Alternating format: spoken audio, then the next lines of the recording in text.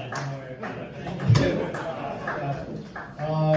If you guys take one thing away from this show, I don't want it to be that Lucas said you can say midget. I want that to be what we remember from this show, alright? Let's see if I can fix this mic really fast. 1 second, guys.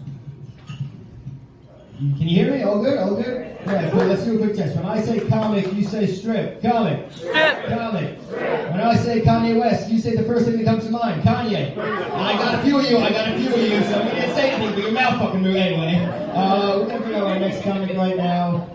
Everyone give it up for Adi Clurman, everybody.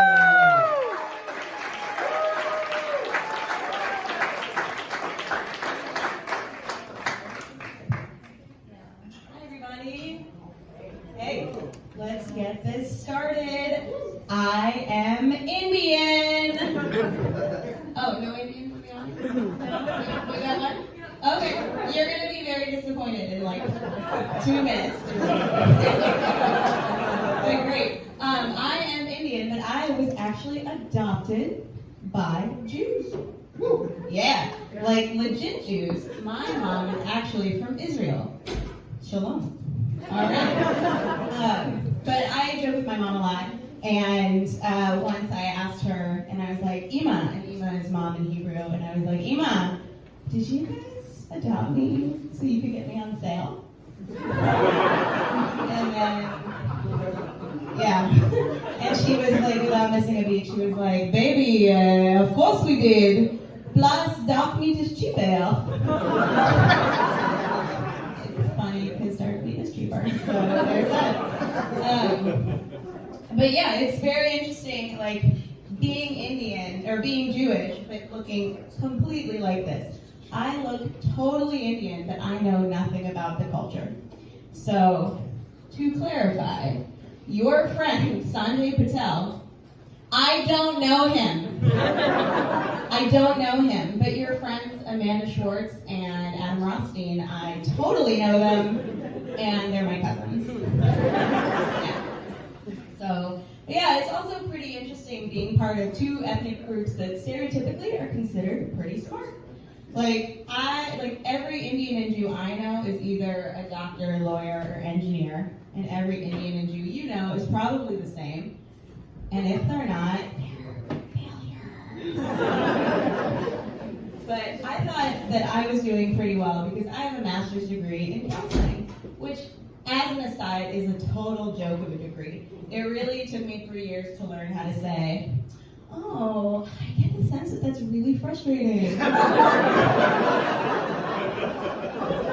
unpack that.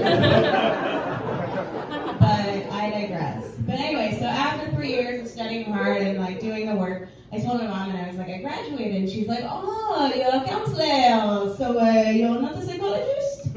And then my friend Priyanka's mom was like, oh my gosh, congratulations on your master's. Not everybody needs a PhD.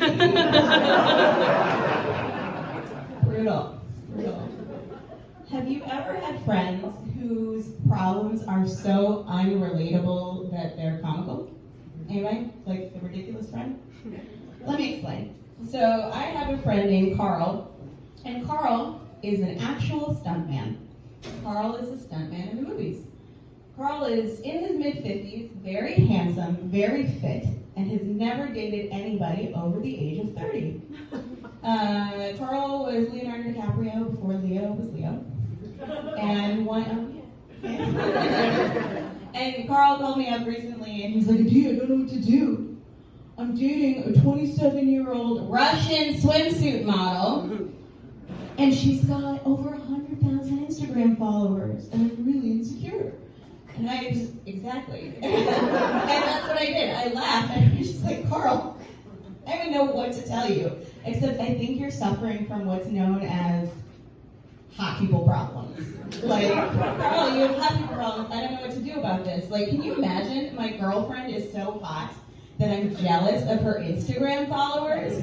Like, what's next? My cheekbones are too high, and I'm only getting offered leading man parts in blockbusters? Like, shut up, Carl. But speaking of hot people problems, I have some good family friends who also suffer from, like, a similar affliction, and that's what's known as rich person's disease. So let me tell you about that. So I recently flew home to Ohio for a wedding, and I ran into these family friends, and let's call them the Moneybags. So I ran into the Moneybags, and I was just like, hey, and I recently moved to New York, and I told them that, and they said, oh, Adee, we love New York. We love New York. When the kids were younger, we used to drop them off at school and take the jet and fly to New York for lunch. Have you ever been to Per Se?